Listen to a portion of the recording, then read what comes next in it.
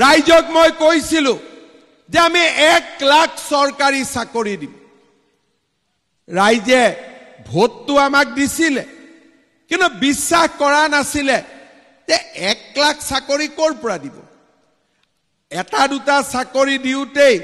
10 লাখ 15 লাখ 20 লাখ টকা ঘোষ দিব লাগে 1 লাখ চাকৰি উলালেই বা দুখীয়া লৰা ছোৱালীয়ে কৰ পৰা চাকৰি পাব মধ্যবিত্ত মানুহে কৰ পৰা চাকৰি পাব এটা দালাল ৰাজে আমাৰ মনবিলাক অনিশ্চয়তাত থৈ দিছিল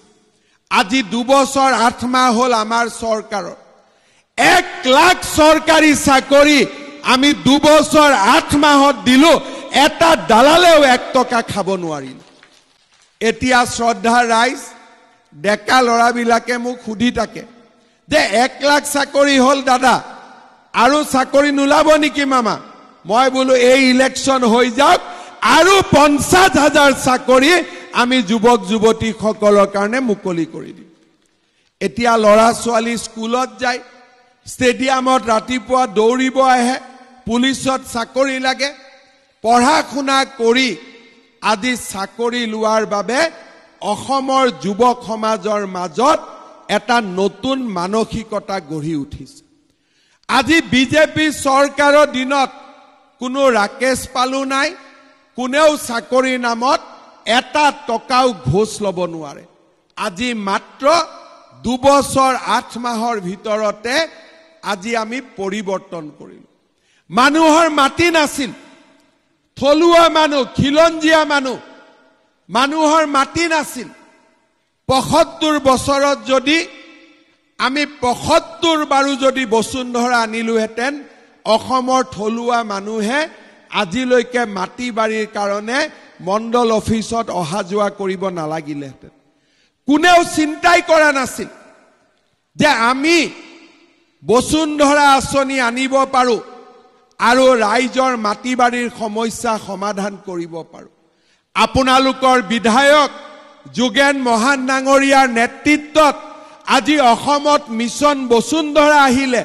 23 লাখতকৈও অধিক পৰিয়ালে মাটিৰ আজি অধিকাৰ পালে এতিয়া আমি বসুন্ধৰা 3 আনিম জুনে জুনে এতিয়াও পাব বাকি আছে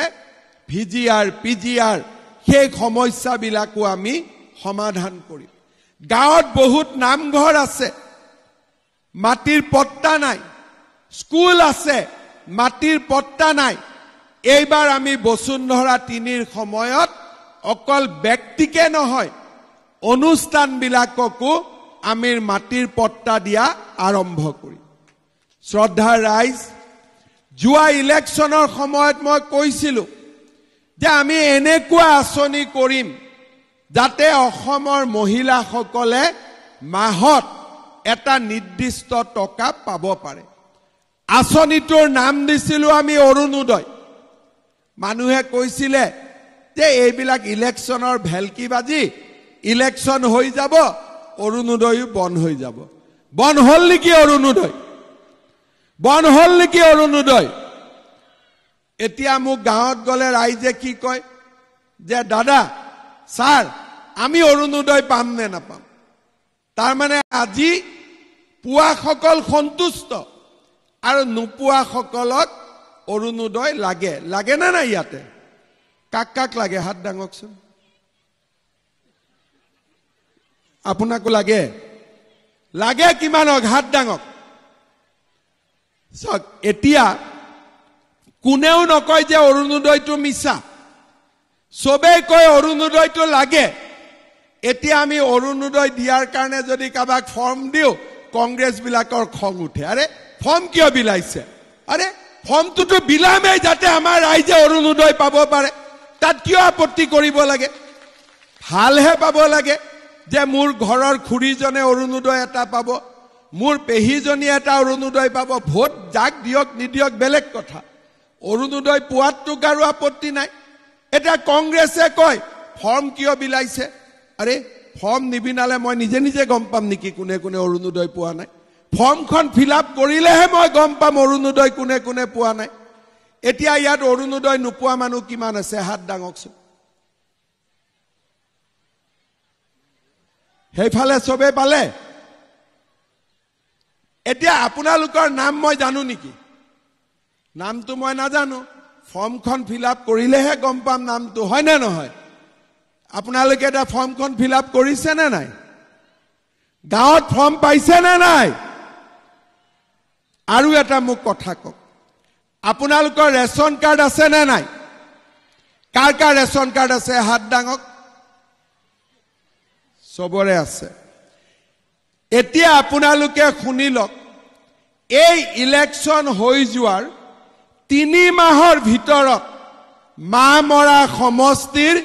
যিমান পৰিয়ালৰ ৰেচন কাৰ্ড আছে সকলোৱে একটাকৈ অৰুণোদয় পাব 3 মাহৰ ভিতৰত ইলেকশনৰ ৰিজাল্ট দিব 4 June June July August September মাহৰ 10 তাৰিখে মামৰা সমষ্টিৰ ৰেচন কাৰ্ড থকা প্ৰত্যেকটো পৰিয়ালৰ বেংক একাউণ্টত পুটুং কৰি অৰুণোদয় মাহৰ 10 তাৰিখ হ'ব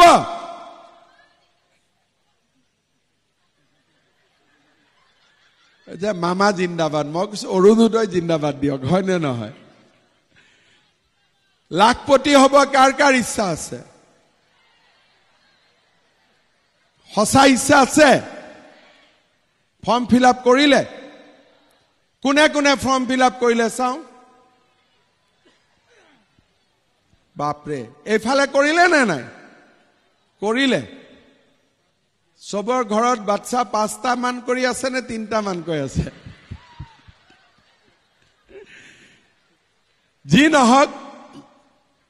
জুনে জুনে লাখপতি বাইদেউৰ ফৰ্ম ফিল আপ কৰিলে তেওঁলোকৰ একাউণ্টতো এদিন ৰাতিপুৱা পুটুং কৰি 10,000 টকা সোমাই যাব হ'ব এতিয়া মামৰাত কিমান ভাল চক সেপ্টেম্বৰৰ 10 তাৰিখে অৰুণোদয়ও সোমাব আৰু তাৰ আশে পাশে লাখপতি বাইদেউৰ টকাও সোমাব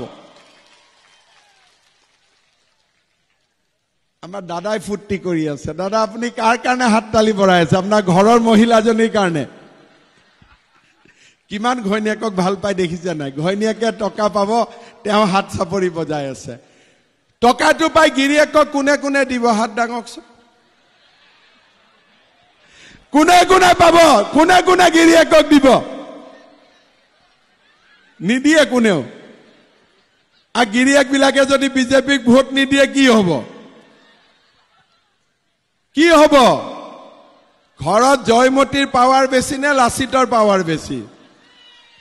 কাৰ পাৱাৰ বেছি এতিয়া মই এটাই বিচাৰি আছো যে আমাৰ মহিলাসকলে ঘৰত পুৰুষসকলক ক'ব যে